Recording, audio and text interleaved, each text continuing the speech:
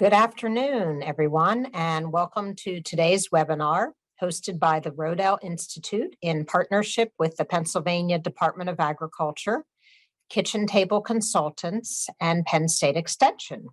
We are pleased to share marketing opportunities for organic farmers in PA, discuss developing a marketing plan, and explore support from the Pennsylvania Department of Agriculture. My name is Kristen Markley, and I oversee the PA Preferred Organic Initiative for PDA, the Pennsylvania Department of Agriculture, and I'll be facilitating today's webinar. So please take a moment to introduce yourself in the chat box. Let us know who you are, what your affiliation or farm name is, where you're located. And if you have any questions, please place them in the Q&A section, and we will leave time at the end of our presentation for a Q&A with our panelists. Okay, so I'll just give everyone a few seconds to introduce yourselves.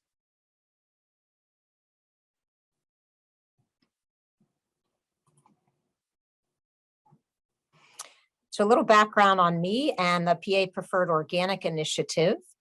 I'm a sixth generation farmer. I managed a 130-acre family farm in Western Snyder County, where I produced vegetables following organic guidelines. I, however, was not certified organic.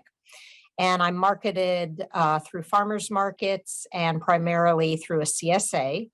I ran a children's educational program in partnership with Penn State Extension and 4-H. I implemented a riparian buffer through the Conservation Reserve program, and I sold the development rights through a conservation easement. I've worked with both statewide and national organizations to support direct marketing opportunities for sustainable and organic farmers, and help develop relationships with schools, colleges, and hospitals around the country in order to open up the institutional market for local farmers. I've been with PDA since September of 2021. I oversee the PA Preferred Organic Initiative, which is a Pennsylvania Farm Bill initiative aimed at keeping Pennsylvania a national leader in organic production, and aims to grow marketing opportunities for Pennsylvania farmers. PDA works in partnership with the Rodale Institute on the Organic Consulting Program, which supports interested farmers across the Commonwealth in transitioning to organic. And the PA Preferred Organic Initiative aims to support getting more PA-grown organic products into the marketplace. So today's webinar is packed with practical information on this topic. And let's go to the next slide. So you'll see the agenda here. And we have a really great lineup of speakers to address these topics. And please remember to introduce yourself in the chat box and to enter any questions you may have in the Q&A box, which is probably at the bottom of your screen. So the agenda is discussing market opportunities for organic growers, building a marketing plan, introduction to state-sponsored programs, and then an overview of the Organic Consulting Program, followed by a Q&A. So next in our lineup, we have Becky Clausen from Penn State Extension. And Becky, please introduce yourself and take it away. Great. Thanks so much, Kristen. So I'm Becky. I'm an educator with Penn State Extension on the topics of food systems and local foods. So that's basically local food marketing. And this slide in a nutshell says that I bring a host of real world professional experience in organic food sales, both wholesale and retail, as well as food marketing. If you have any follow-up questions, you're welcome to reach out to me. And I'm going to go through this pretty quick because we've got a lot of information to get through. Next slide, please. And we can go to the next one. So today I'm going to give kind of an overview of some of the market channels available to organic growers. And at times this can feel kind of like a dating game. And I like to say that It's not really about whether a market channel is a good fit or a bad fit. It's or rather, whether it's just good or bad outright. It's about whether it's a good match for your preferences and your needs. There's really no one size fits all approach to getting your products to the market. So as we go through these slides, I'll highlight some of those benefits and challenges for each channel, as well as some of the points for you to consider whether that channel is going to meet your business's needs. Next slide. So before we dig into the channels, here are just some general areas for consideration. You could sit down and just write out your answers for each of these things, and that'll kind of help you narrow down your options. You can think about, what are your business goals? Is this a hobby, or are you trying to put three kids through college through this market channel? What activities do you like or hate to do? Do you want to interact with the public, make sales calls, or would you rather spend most of your time farming? Could you hire someone to do the things that you don't especially like or have time to do? Or would you just rather work alone? What's your max capacity for production? If that's a few cases at a time, you might not be going after a Wegmans contract, for instance. And what are your other needs, joys, or deal breakers? So you should think about those. Like maybe you don't want to make deliveries, or you don't want the public to come on your farm. Those are going to narrow down your options. You can also think about market trends, but really proceed with caution here. Things can change very quickly, and just have a firm grasp of those risks involved before you proceed. Next slide. So for simplicity's sake, I put all these outlets into two big categories, retail and wholesale. There are variations within these channels for sure, and certain types that kind of break the mold, but these tend to be the traditional models. And there are even more options than these, but we really only have so much time today. So I'm just going over the primary ones. Next slide.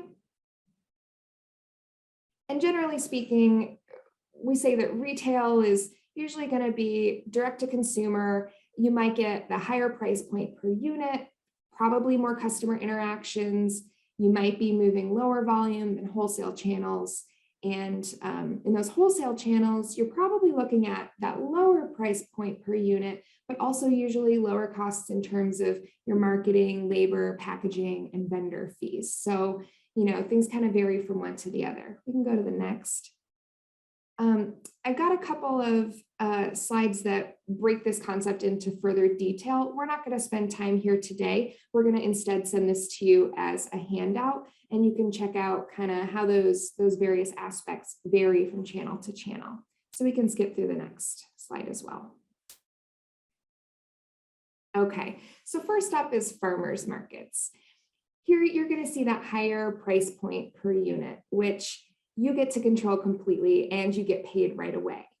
This is a really great entry point for farmers who are just getting started. It allows you to build a loyal following, practice your growing skills, try new things, and gather instant customer feedback. Next slide. And on the other hand, you might have leftover product at the end of a market that can't be resold. You might need to hire additional staff to run the table. And market income can vary greatly from week to week, and that all depends on weather and other local events. I even spoke to one farmer who said that her presence at the market determines their income for that week, and when she's there, the sales tend to be much higher because she's there personally, and she's the one who's invested and can really tell the story and make that pitch to customers. So when you're thinking about whether the farmer's market is a good fit, think about your staff capacity, whether you can make a profit after you factor in, travel, time, shrink, whether your product is a good fit for the market. And don't be afraid to ask the manager about the level of sales that you can expect, about their foot traffic counts, and whether you can do a trial period to test it out. Next slide. Okay, a retail market. This is referring to running your own farm market and roadside stand, not necessarily wholesaling to a retail market. So your farm market, it can look and operate in a variety of ways, and that's really up to you. It could be self-serve, honor system with a drop box for cash, really easy. On the other hand, it could be a wagon by the road or a barn, also pretty easy. Or it could be a fully staffed well-lit, air-conditioned, fully finished storefront. You would get to control the pricing, business hours, how you present your products. You could even supplement your own offerings with products from other growers nearby. Control is really the name of the game in this channel. Next slide. And on the other hand, if you choose to go with the fully staffed, fully finished market, you might face challenges finding and keeping workers. And overhead costs are definitely higher than other channels. So when you're considering whether to start a retail farm market, think about whether you can cover those startup costs. Think about whether local zoning regulations allow for that type of market. Is your location easy to find? Do you have ample parking space? Do you want people coming onto your property to make their purchases? And what's the competition like in your area for local foods? Next slide. Now, taking your product sales online, that's a great way to harness technology to reach your customers, really wherever they are, whenever they're thinking about you. You get to determine your pricing, your order fulfillment schedule, and the way that your product is presented. Next slide. But the flip side to online sales is that technology can be pretty pesky. And if this isn't your forte, you may need some significant help to just get started. Now, ongoing maintenance is a lot less cumbersome once you kind of get into the swing of how the platform that you choose works. And there are lots out there to choose from. You'll need a system for keeping track of your inventory across various channels so that you don't oversell your product. You'll need to figure out how you're planning to get the product to the customer, whether that's delivery, shipment, or pickup at some central location, maybe your farm. And if you are shipping, you want to understand various state rules. For example, you're not supposed to ship fresh foods into California.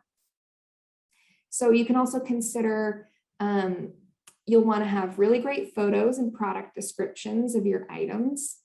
And just think about how you plan to stay in your customer's consciousness without that face-to-face interaction. How do you plan to remind them that you're there and you'd love their support? Next slide. Okay, this one's labeled CSA, Community Supported Agriculture, but we could really be talking about any subscription service here, not just the veggie box. This model can be really good for a farm or food business that's looking for predictable volume and income and a consistent, loyal customer base.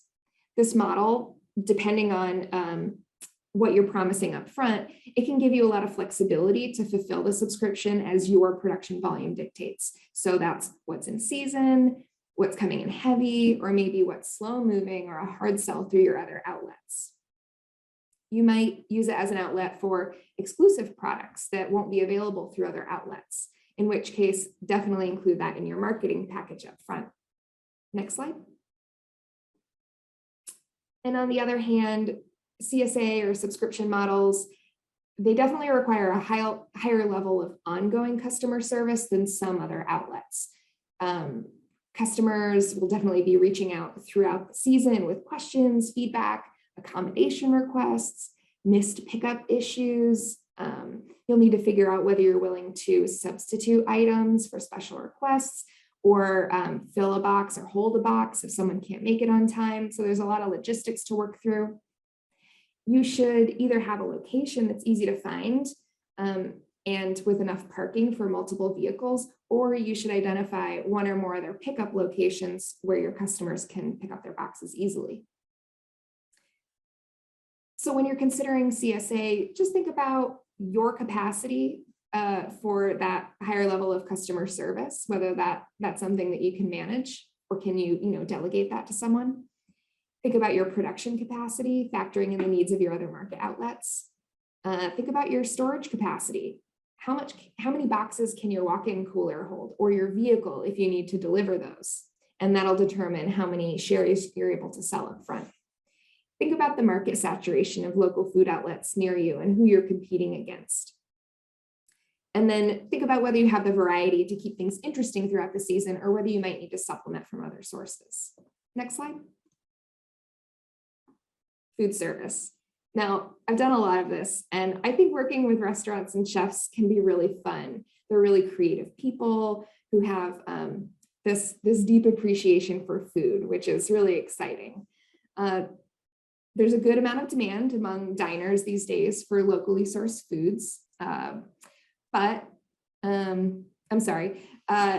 this usually translates to a higher price point than you might get from other outlets, like, for example, a grocery store.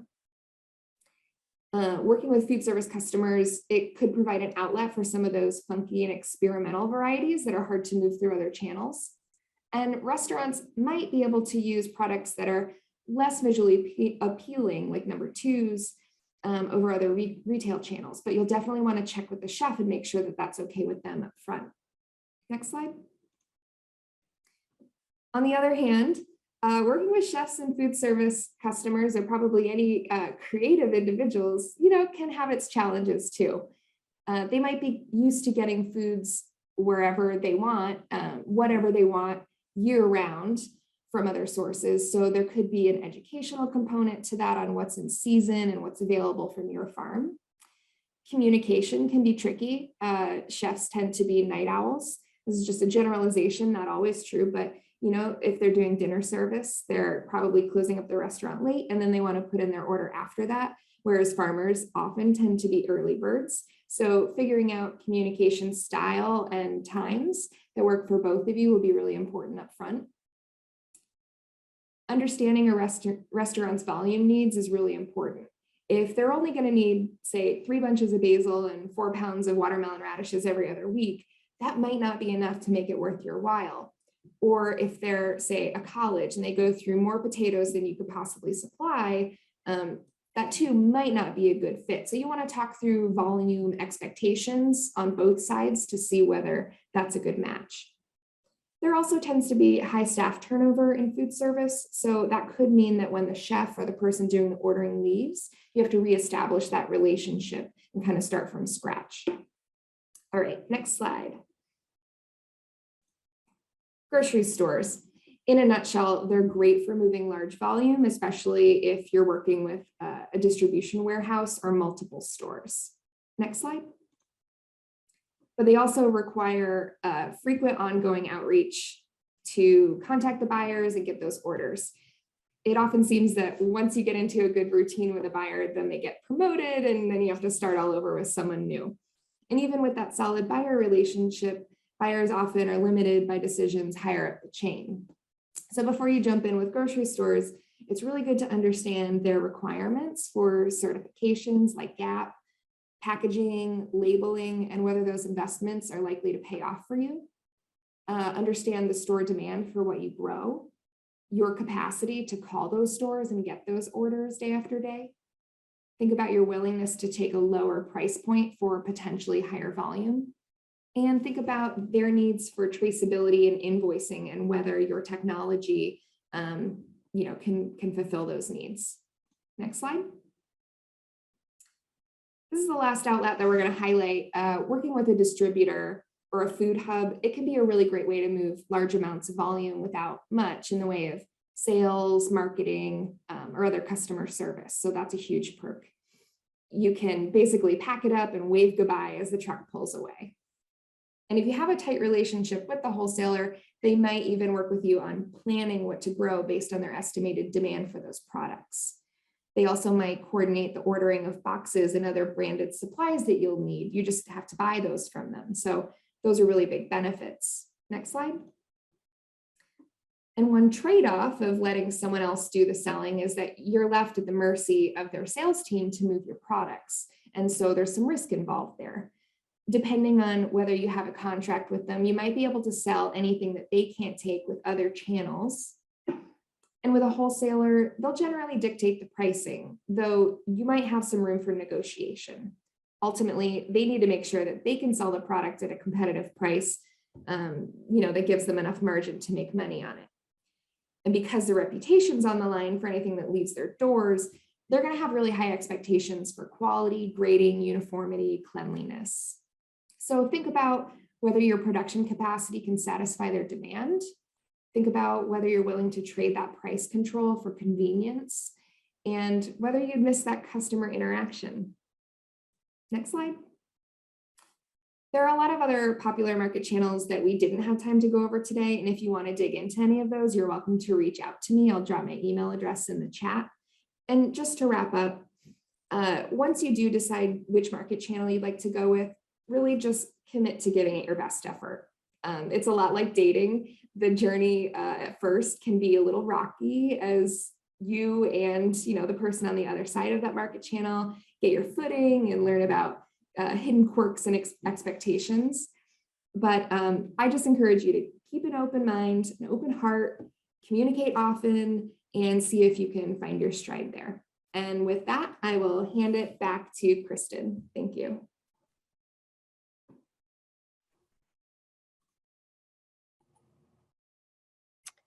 Thank you so much, Becky. That was a great overview of the different options and the benefits and potential challenges of those different options. So thank you so much. So we're moving on with the agenda here. Next is how to build a marketing plan. And I'll turn that over to Rebecca in a minute. First, I just want to remind everyone to introduce yourself in the chat box. And as you think of questions for any of the speakers, go ahead and plug them in the Q&A box, which is probably at the bottom of your screen. And we will try to get to those after the panelists are finished with their presentations. So thank you, everyone. And Rebecca, can you go ahead and introduce yourself? Absolutely. Hi, everyone. I'm Rebecca Frimmer, and I'm with Kitchen Table Consultants. In the next 15 minutes, we're going to talk at a really high level because it is a really big topic. We're going to kind of condense down to the highlights of how to build a marketing plan. Next slide, please. Kitchen Table Consultants is a consulting agency. We are based in Pennsylvania, although I personally am not in Pennsylvania anymore, but I was born and raised in Montgomery County and went to Penn State. Our goal at KTC is to make food and farm businesses profitable for good. So helping you guys figure out how to have long-term financial viability in the work that you do. Next, please. These are the areas where we work. So you may have seen us before in some education and training programs as well. Next slide, please. Our approach is to help you level up your skills so that you can do a lot of these things yourself after a significant level of one-on-one training or group training, and help you understand how your financial goals feed all of the rest of the decisions that you need to make in your business. Next, please. I'm a partner at KTC and a senior consultant. I've been there since 2014, and there are just some notes here about some of the things that I've done in my past career lives. I myself am living in Morro Bay, California, and that's where I'm joining you from today. Next, please. Okay, so here's our intentions and goals for the next 15 minutes. We're going to talk about how to build a marketing plan, and we're going to do this high-level review of the nuts and bolts in 15 minutes. Next, please. Okay, here's our brief agenda. We're going to go over how to build a marketing plan, and we're going to discuss these three areas of how your marketing strategy and your business strategy need to dovetail with each other and feed into each other. We're going to discuss value proposition and briefly market assessment and target market. These are all the things you need to think about before you actually begin marketing execution. When a lot of people think of a marketing plan, they just think of the execution piece, like, oh, I'm going to put this thing on social media, or I'm going to send out an email blast. But it's really important that you've considered the upper portion of this like funnel of thinking before you get down to the execution. I have come up with a 9-step program for how to build a marketing plan that I think works really well for small businesses, namely farmers and small food makers, the folks that you might see at the farmers market or in your community. And I've been using it for 7 years with varying degrees of revision, but I think hopefully this will be helpful to streamline your thinking. We'll talk about that at the end. Next, please. Okay, so this first segment of work of the business plan, we're thinking about what are my goals? Why are they my goals? What am I offering and why is it great? And who am I trying to engage with this offering? Next, please. This first question, what are my goals and why? This is your business strategy in a nutshell, right? What am I offering and why is it great? The marketing terminology for that is your value proposition. And who am I trying to engage? That's your target market. And we're going to talk a little bit more specifically about each of these now. Next, please. So as I said, we're going to run through a lot of information in the next 12 minutes or so, and I'm going to give you stuff at a high level that hopefully you can take and work and move forward with on your own. But overall, when we think about business strategy and marketing strategy together, first, I would just like to give this big picture comment that when you think about any business, small business, big business, it doesn't matter. All businesses are supported by 3 pillars of work. And those 3 pillars of work are the operations of your business, the marketing of your business, and the finance of your business. All 3 of these things need to work together in order for you to achieve your business strategy. So truly, marketing strategy is just one leg of the business strategy stool. If you think about like a chair with 3 legs or a stool with 3 legs, right? One of them is going to be the marketing strategy. So your marketing strategy has to support your business strategy and annual goals. And therefore, a review of your past performance and thinking about what's going to come next is the very first step in a marketing plan, because you need to have business goals before you can figure out how to support those goals with your marketing, right? So if you look at last year's sales and you want to improve your sales by 25%, think about why that is, right? Because maybe your goal is really net profit and not necessarily sales. So you would need to work backwards to figure out what kind of sales strategy would support that net profit goal. So that's what I mean when I say we need to assess where we've been, think about where we're going, and think about the why, because top line revenue and sales isn't always going to drive to the why of your goal if we don't understand what our costs of goods are. So there's a little bit of financial and business and operational unpacking to do before you're even ready for this marketing thinking. So do that strategy session with yourself, with your business partner, with your family, whoever is there for you, and then move forward into the marketing piece. That review of what's happened in the past, or even just thinking if you're a brand new business about where you want to go in this first year comes first. Next, please.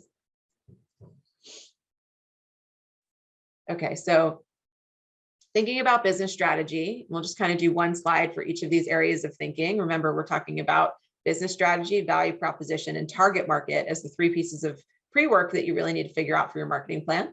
So what is my sales goal to support my business's overall profit goals? I just spoke about that before the slide, so we'll move on from there. You need to understand your cost of goods. Oh, I'm sorry, back. I just meant I would move on from that one comment.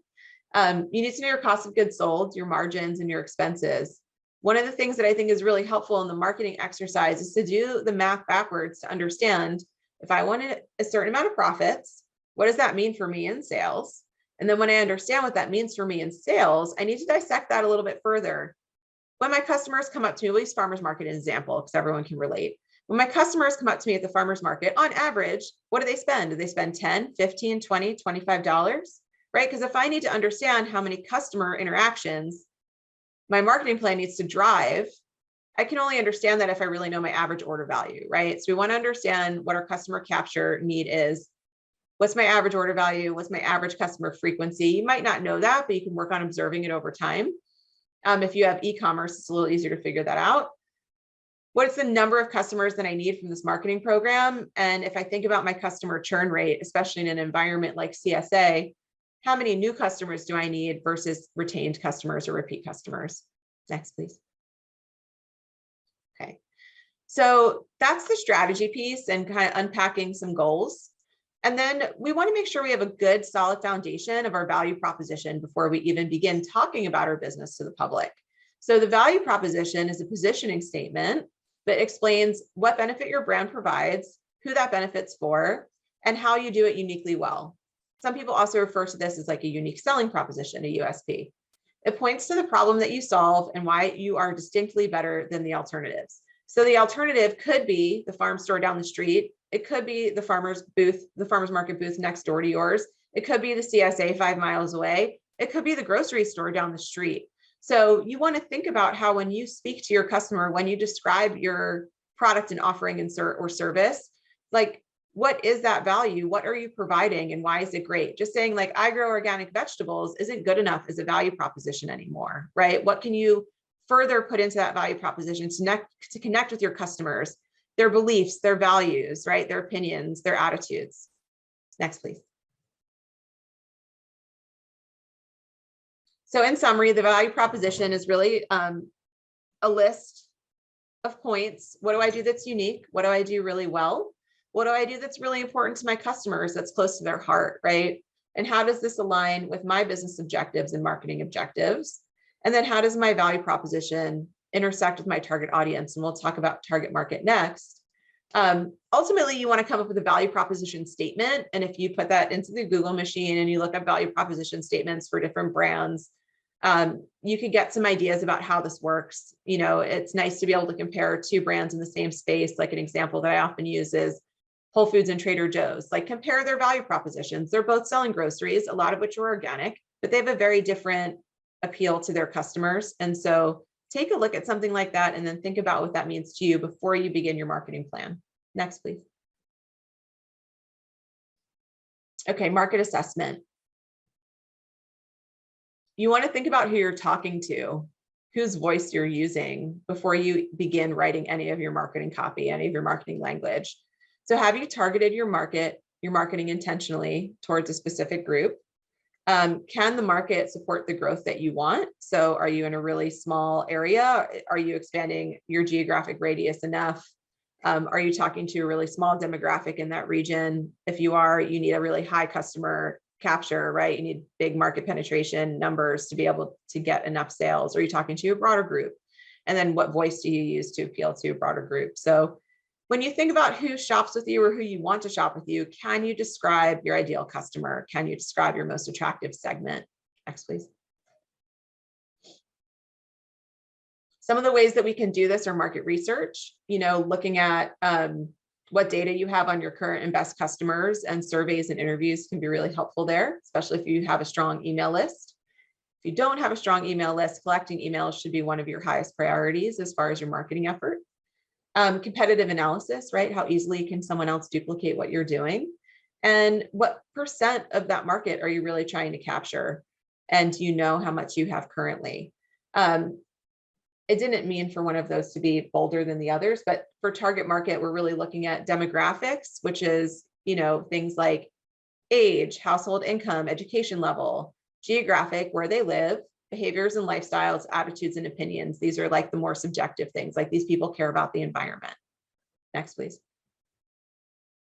Okay, so that's all the things to really set yourself in motion to create an effective marketing plan. And then now in the second phase, we're talking about, where do my customers buy? How do my customers hear me and my message? And what do I say and when do I say it? Next, please. And so what that comes down to, again, you know, we're looking at those blue titles now. Where do my customers buy? Those are my sales channels. We can also call them market channels. And Becky just did a great job telling us about a lot of those opportunities. How do my customers hear me? Those are your marketing vehicles. I'll explain that shortly. And then what do I say and when do I say it? That's your marketing execution calendar. And I think when we talk about marketing plans, oftentimes, in my experience, like a small business owner or a beginner business owner thinks that the marketing execution calendar is the marketing plan. So what I'm trying to do is just like broaden the lens a little bit, zoom out, and get everyone to be on the same page about the understanding of like all of the elements of the marketing plan, because the marketing execution piece really comes last once we have all these other things figured out.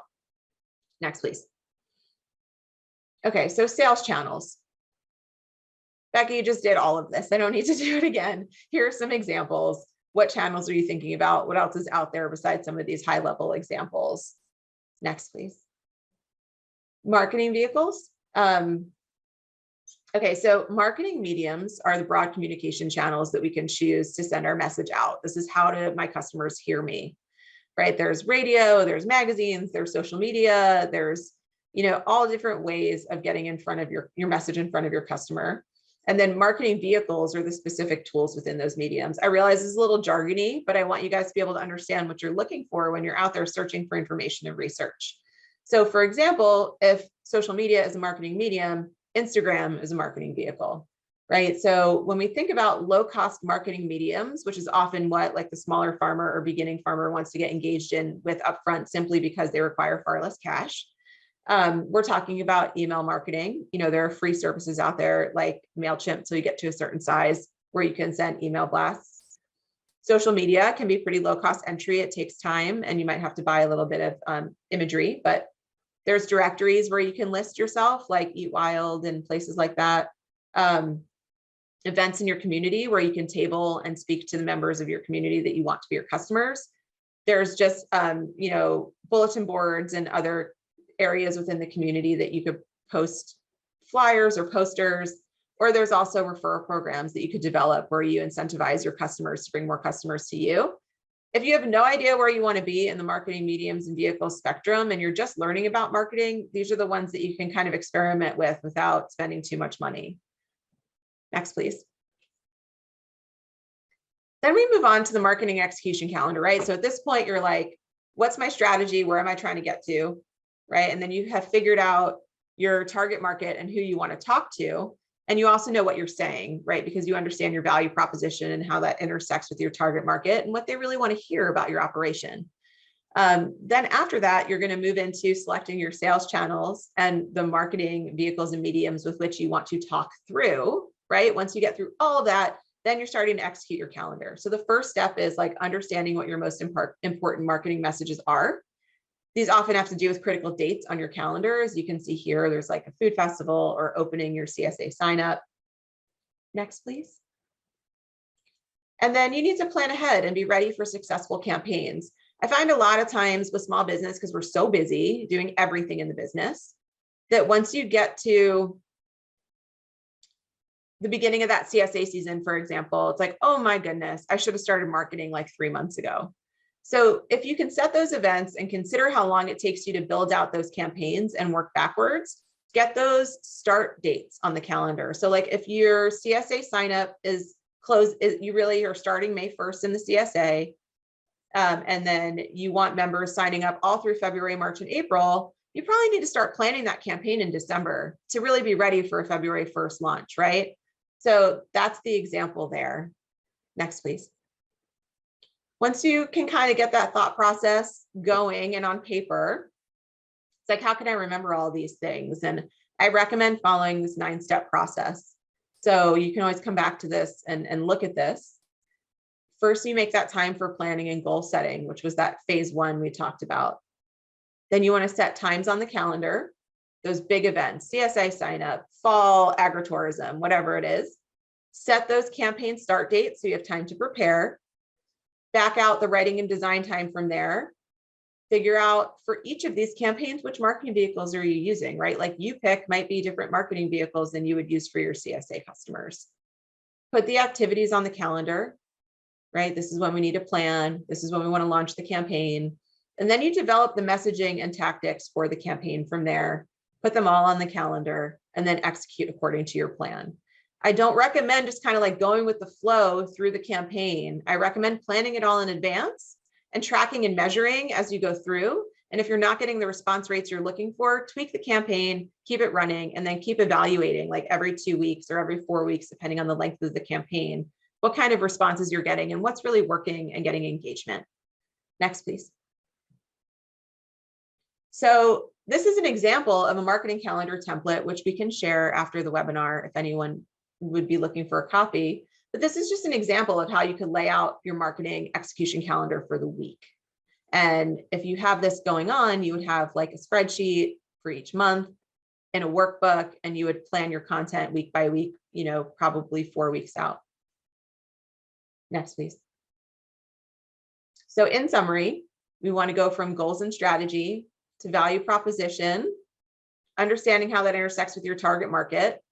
And then by understanding your target market and where they're listening, selecting your sales channels, how you're going to market, and then building your marketing calendar. It's really important to track response, decide how engagement is going on a campaign, and tweak as necessary.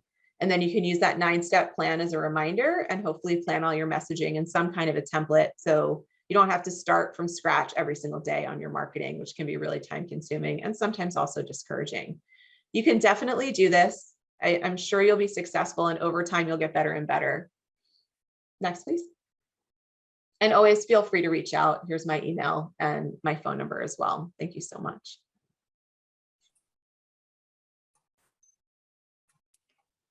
Thank you, Rebecca. That was a ton of information on how to build a marketing plan in a short period of time. So thank you so much for all of that information and for providing your contact information. Becky also provided her contact information in the chat box. And again, if you have questions, plug them into the Q&A area. Next up, we have Gwen Rowland with the Pennsylvania Department of Agriculture. During Gwen's presentation, I will be plugging in some links for more information on some of the opportunities she's covering. So Gwen, go ahead and take it away. Great, thank you. As Kristen said, my name is Gwen Rowland. I am the PA Preferred Program Manager for the Department of Agriculture here in Pennsylvania. Not sure where everybody is from on the call, but many, if you're not from Pennsylvania, many states do have a statewide branding program. Many of you might know of New Jersey Fresh. I know that many of the Eastern Seaboard communities definitely have these types of programs. So feel free to, to reach out to your Department of Agriculture if you're interested. Many programs are very similar. We all have different levels. I guess we have PA Preferred actually has an act that we have that we follow here in the Commonwealth, and some places aren't nearly as the guidelines are very different. So anyway, so yeah, I also wanted just to mention our also co-branded program with the Farmer Veteran Coalition, which is Homegrown by Heroes. So if we do have any veterans that are on the call, we do have a program that is focused on farmer veterans as well. To the next slide. So what is PA Preferred? If you haven't heard about us, we really want to introduce ourselves to everybody on the call. PA Preferred is the statewide branding program for Pennsylvania farms and agribusinesses. Here in Pennsylvania, we have about 5 different groups, entities that can be part of the program. Kind of first and foremost our farming community. If you farm here in Pennsylvania for 75% or more of the time of any sort of commodity that will fit into the program. Producers are also in that mix as well. If you process or make any sort of product that's using, again, 75% or more of a Pennsylvania grown or harvested agricultural commodity, you can also apply to be a part of the program. Here we have some maple syrup, but our commodity runs the gamut of any kind of farming activities. Retail farmers markets and retail businesses can also join the program. Restaurants and supporting organizations can also be in the program as well. So it's kind of the wide range of different areas that the program does support. Next slide. I mentioned earlier the PA Preferred Homegrown by Heroes program. We are a small but mighty program. We have about 60 or 65 folks that are in the program, but we're hoping to continue to grow this to meet the needs of the farming community who happen to also be veterans. Next slide. So, why join PA Preferred? We hear this a lot. So, we are doing quite a lot at the state level right now to continue to grow the program. The last couple of years, we have spent a lot of time retooling the program and making it bringing it into the 21st century. I like to say we're developing a whole new software program as well as a new website that we will be launching in June.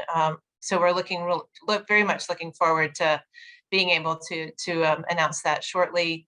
The last couple of years, we have had a statewide branding or campaign that we've been using, where we've been doing a lot on social media, radio, television, billboards, again, just to get the PA Preferred message out there in a variety of different ways.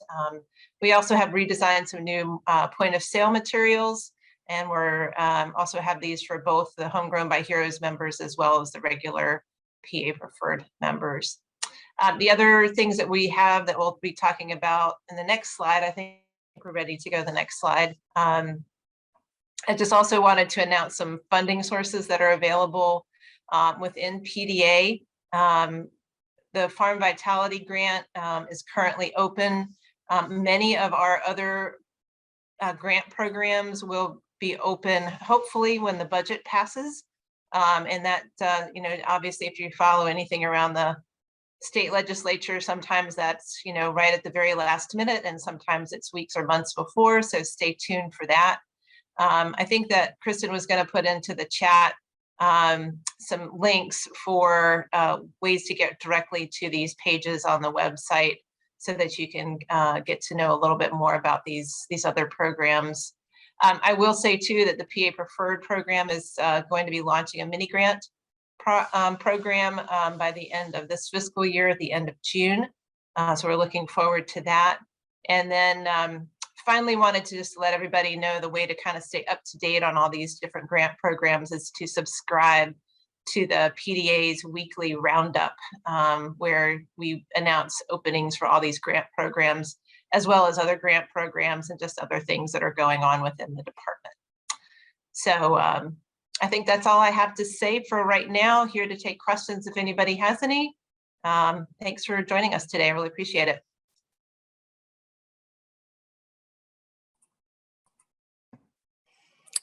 Thank you so much, Gwen. And yeah, I'll just add a little bit to the PA Preferred program. So the PA Preferred Organic Initiative is works in partnership with the PA Preferred program.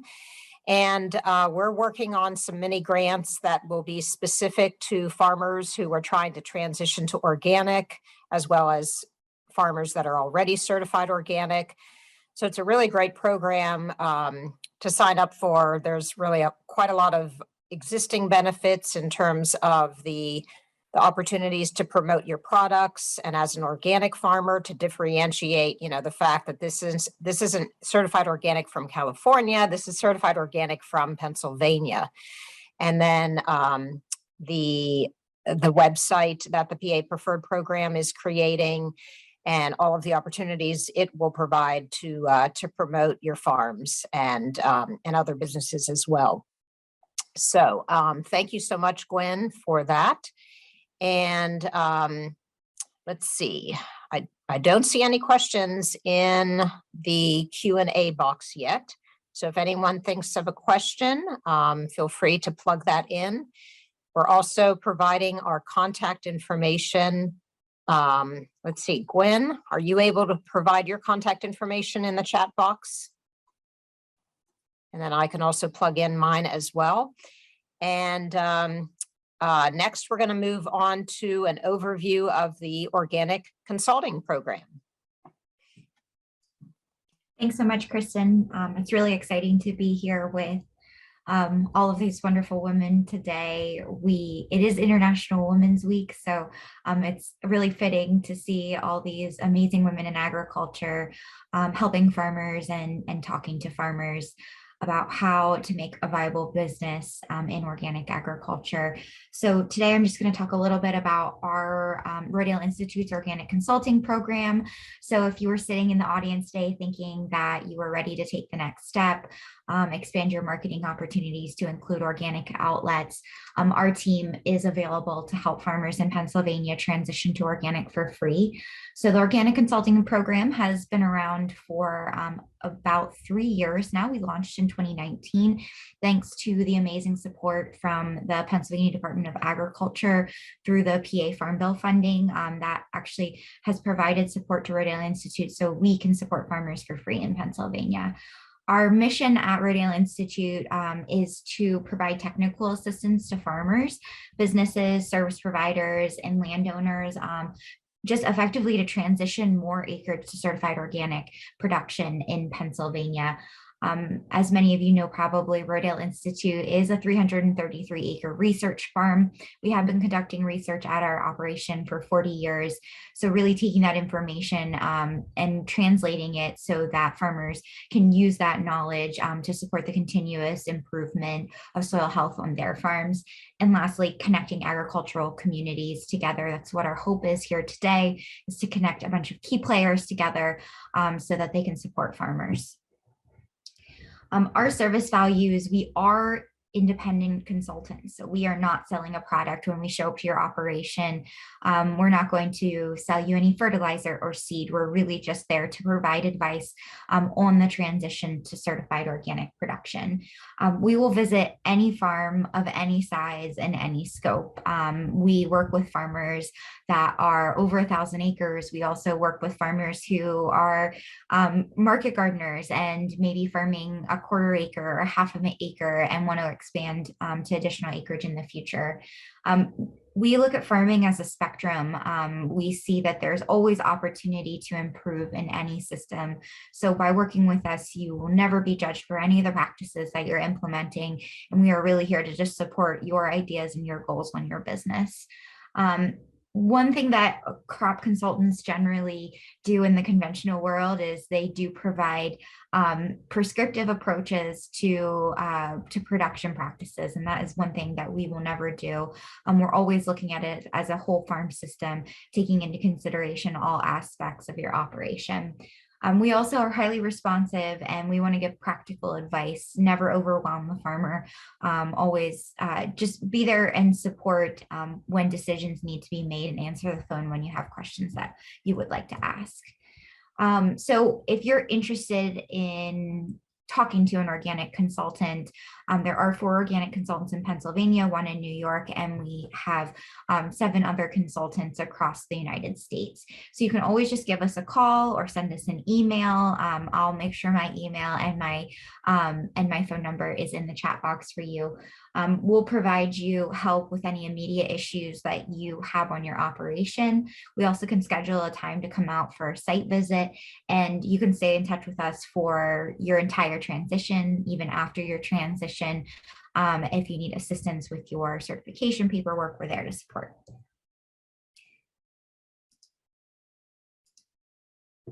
So of our services, we offer a number of different services to our farmers. That's on-farm consultation, record keeping guidance, fertility recommendations, networking with other local organic farmers, prepping for inspection for your annual organic inspection, but then also agronomic support, crop rotation planning, weed management advice, equipment recommendations. We are here to support in all aspects.